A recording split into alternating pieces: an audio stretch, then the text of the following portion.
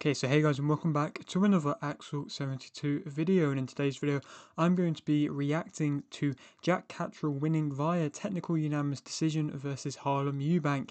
And so if you are new around here and you haven't yet subscribed, please do so, like the video if you do indeed like the video, and also feel free to join the Patreon as well. We've got a few members now, and yeah, it's growing nicely, and you can request any sort of combat sports related video, or if you just want to chat about general, boxing, parlays, or just what's going on in the combat sporting world, feel free to join. It really supports the channel, and thank you very much. And so let's get straight into this. So Jack Catterall wins again, like I say, technical unanimous decision. It definitely wasn't the most entertaining of fights. I mean, realistically, I don't really think there was that much interest in this fight from fans, and I think the only real reason why fans were, I think, at all bothered about this fight was just due to the fact of the Eubank name.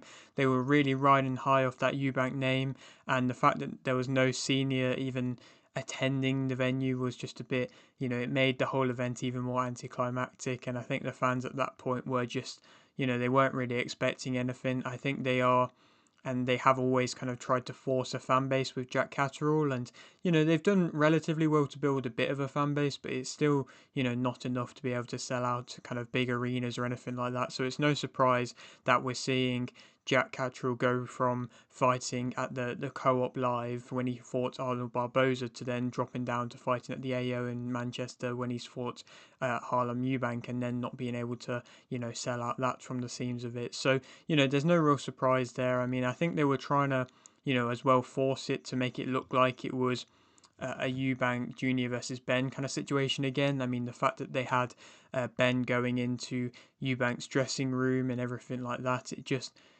you could tell it was a bit forced. You could tell that Benn was being told to do that, and that Harlem Eubank was being told to kind of push them out and stuff like that. It just did seem a bit scripted and a bit fake, and it was just a bit of a weird narrative. And again, I don't really think the whole event really was sold that well, I suppose, or was that exciting for the fans. And I mean, as a fight, it was really not really looking good from the get-go, pretty much. I mean, Eubank was seemingly trying to force himself to look really relaxed in there and try and showcase a confident style, and I think he has that, that ego about him, which he's trying to replicate again from senior, but it's just not delivered the same way. And like I say, it looks like he was forcing himself to try and be relaxed, and as expected, it was an early chess match. And I suppose, Catterall did look good at times. He was, having his reactions looking good, and he was trying to time his shots going in well, and he was feinting well, and every time he was feinting, Eubank was kind of flying out of range, and for the most part he was always just too kind of far out of range. Then there was these weird grappling exchanges which kept happening due to kind of Eubank rushing in, and it would just kept going over and over again.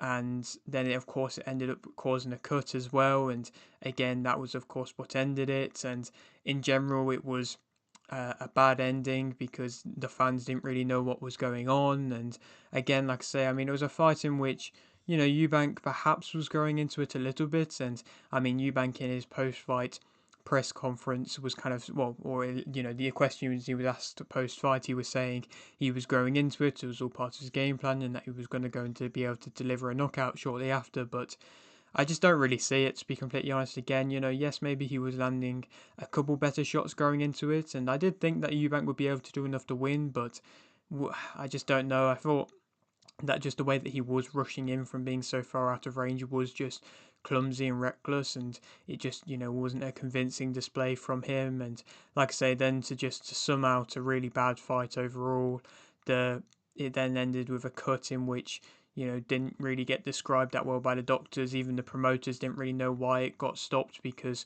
the doctor went over to look at Catterall's cut, and it seemed like that cut was the worst out of the two between the two fighters. And then they seemed like they were happy with Catterall's cut enough so to be able to carry on with the fight, even though it was definitely a bad cut.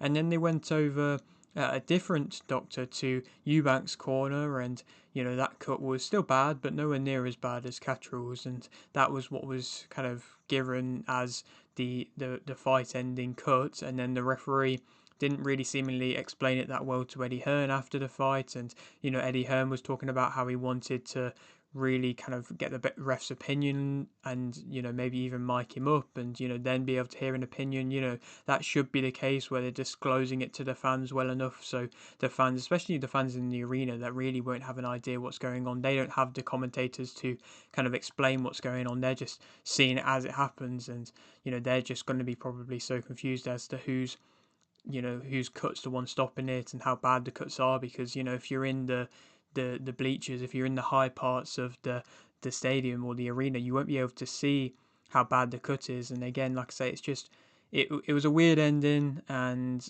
a weird ending to a bad fight. And I suppose, Catterall was looking good to an extent and was showcasing he is the better skilled fighter.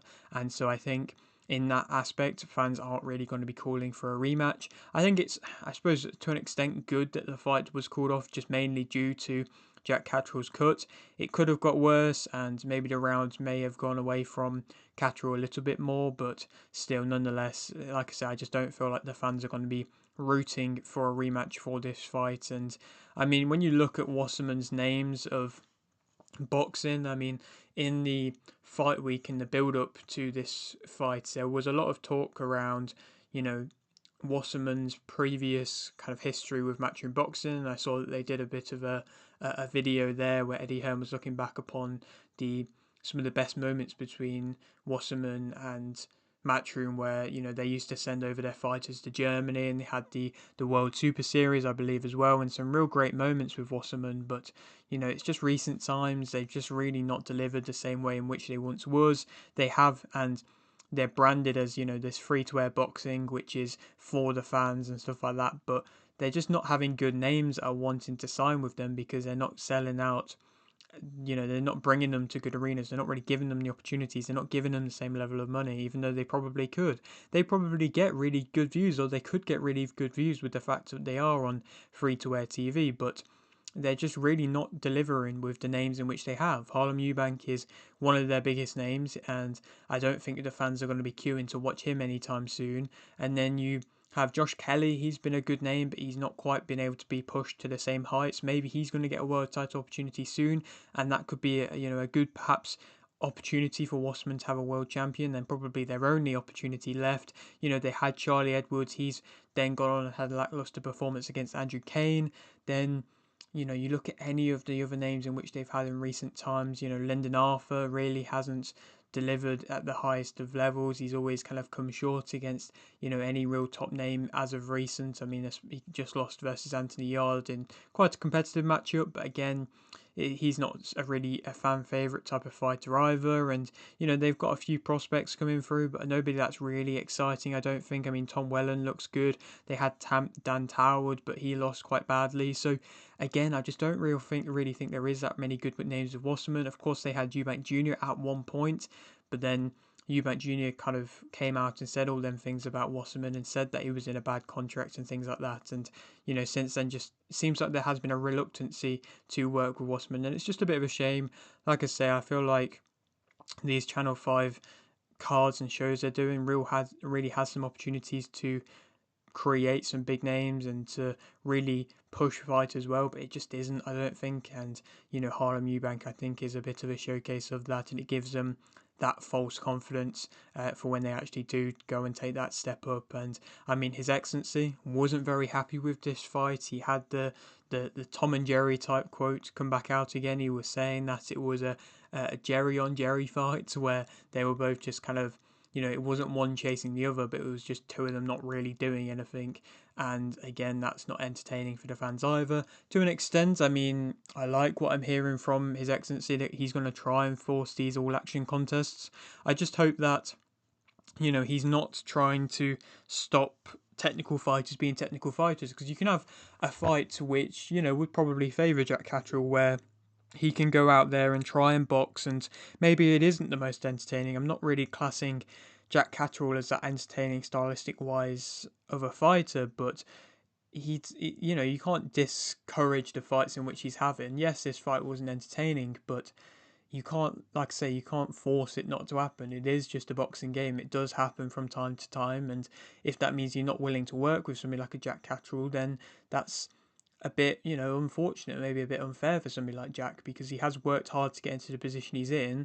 And if he's not going to get put on Riyadh season shows now just due to his style, then it's a bit unfair, because he isn't going to want to fight toe to toe with somebody when that's just not him as a fighter. So it's an interesting comment by His Excellency. To an extent, you look at it in a fan's perspective and think, yes, that's what you want to hear, that's what you agree with, but also to an extent, it's something that does happen, of course, in the sport as well. But yeah, that is it for today's video. Hope you did enjoy. Like the video if you did, like the video, subscribe if you're new, and thanks for watching.